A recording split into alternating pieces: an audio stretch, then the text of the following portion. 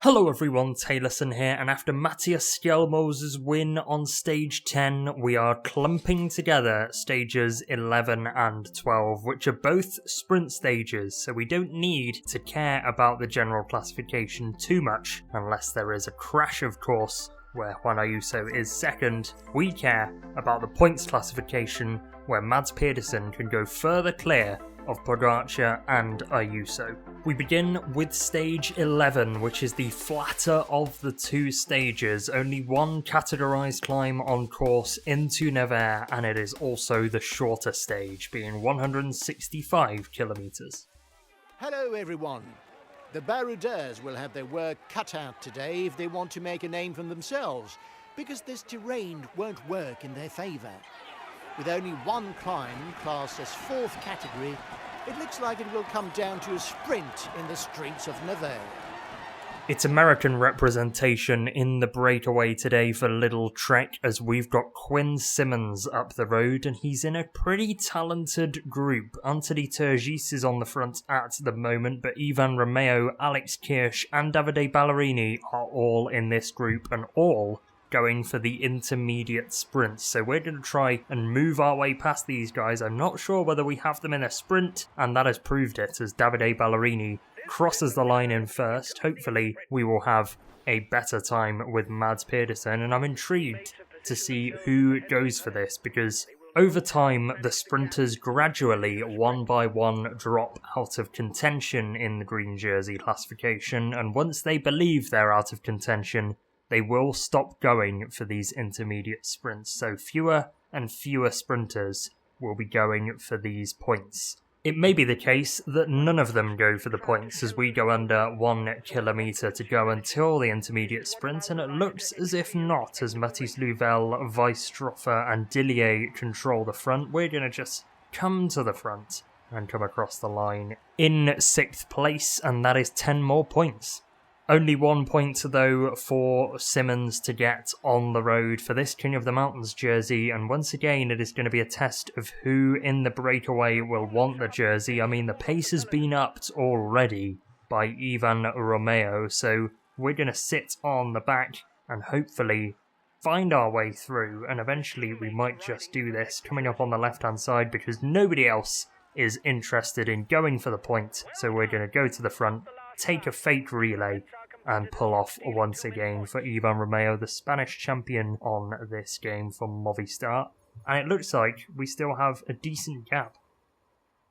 The gap, though, was always monitored by the sprint teams, most notably Soudal Quickstep and Alpecin de Koning, who are within a stone's throw of this breakaway. It is Turgis and Ballerini left after Quinn Simmons pulled off after a big turn, but here come the peloton. They are looming up behind the breakaway, and now they fly past. We're on board with an SN at the moment, trying to get their sprint train together. Alpecin de Koning and Lotto Intermarché are also there, and now the sprinters are being launched. Delis was in the wind a little early. Merlier has come to the front. In the middle is Guillemay on the white line, and across the line goes Guillemay to win the stage.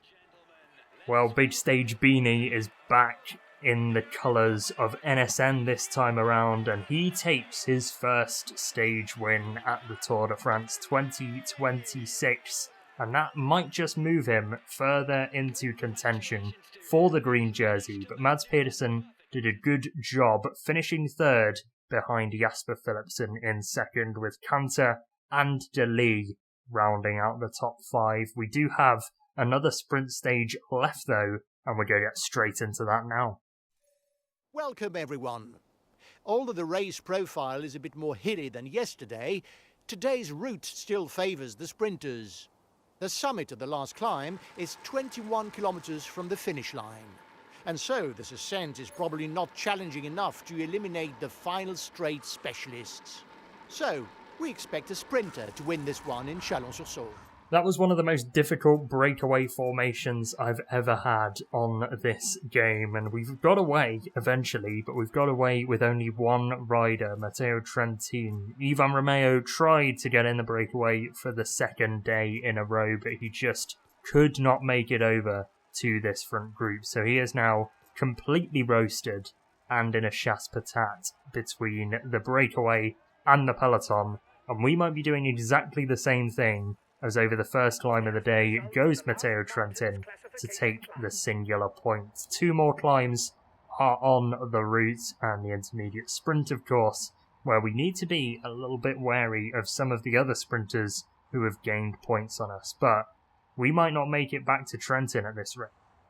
Well, luckily, we did, just about, and we've hung on to the back wheel for a good while. I apologise already to Matteo Trentin if he's watching, which is very unlikely, because I've sat on your wheel all stage, got back just enough energy, and now I feel like I can offer some assistance in this breakaway. Romeo is still sat in between the 2 groups and is not yet being caught by the peloton, but under 1 kilometre until the top of the second climb, and maybe Trentin might just be letting us have this. It's a bold strategy, at least given he waited for us, and if we're going to take the prize money off him, I'm not sure he'd be happy, but there we are. He's letting us over the line to take the point. I suppose he's not in the King of the Mountains battle anyway, because Skjelmose is well clear of everybody else, but does need to be wary of the GC competitors heading into the mountain stages.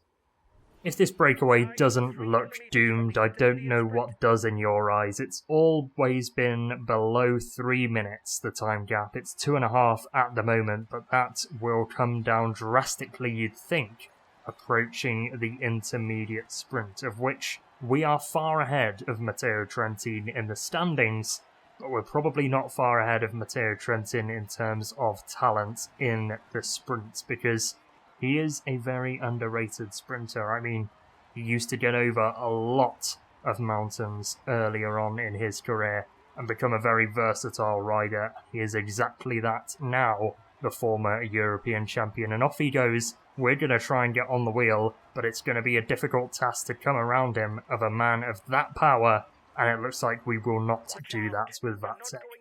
Well, nobody went for the intermediate sprint, so we took the honours with Mads Pedersen once again, and it looks like the green jersey is on the way home to Lidl Trek. But will the polka dot jersey do the same? Vatsek has dropped Trentin and is off on his own at the front to try and take the combativity prize overall and the combativity prize for the stage, while Skjelmose, we have the chance to get another point for his King of the Mountains classification.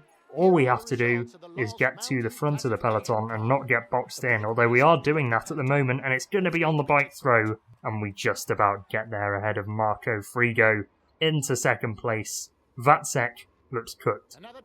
And it's no surprise to anybody that the Czech national champion has been caught as we enter these final couple of kilometres, and we're into the barriered section of the city of Nevers. It's an important left-hander now, which Tadej Pogačar comes to the front. It's a little bit reminiscent of that Giro d'Italia where Geraint Thomas was leading out Mark Cavendish, but through the centre come Lotto Intermarché. They're looking to spoil Pogačar's party, as are the other sprinters, including Girmay, who's looking to go for back-to-back stages. Once again, he sprints in the centre. Once again, it's on the white line. And once again, Biniam Girmay wins the sprint stage ahead of esteemed competition.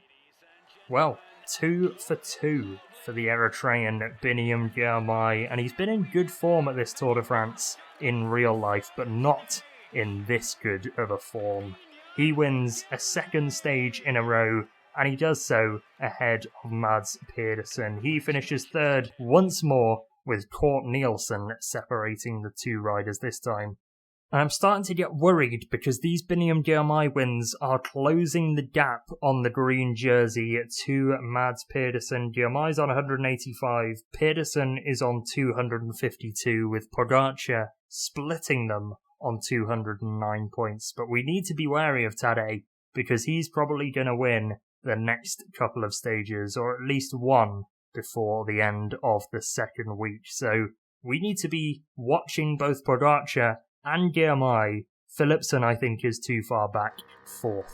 But that's where we'll end off the video. Leave a like on it if you enjoyed it, and subscribe to the channel if you are new. Stay safe, enjoy yourselves, and goodbye.